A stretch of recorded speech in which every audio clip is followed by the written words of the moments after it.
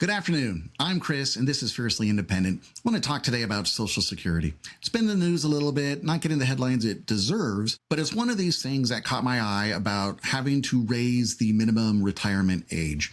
And you got to ask yourself, who's driving this? What's the reason for this? And I think it's not really the politicians per se. I think it's coming from Wall Street.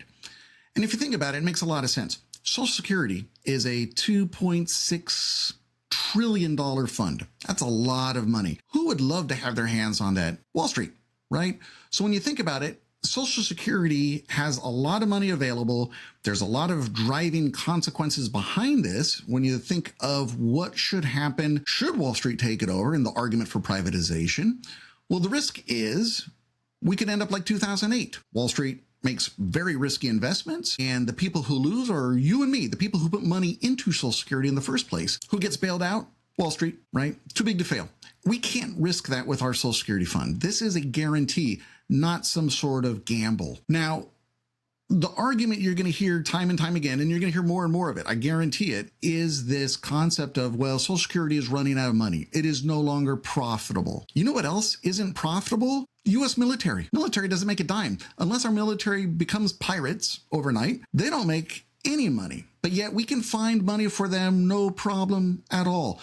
In fact, the 2027 fiscal budget ask is $1.5 trillion. Not quite as much as Social Security, but it's getting up there. That's a lot of money. And yet I'm pretty sure it's going to pass. We have no trouble finding money for the military. We have no trouble finding, I don't know, $240 billion for ICE or another $70 billion just last week or so. We have no trouble having money used in our government for whatever purpose we want to use it for.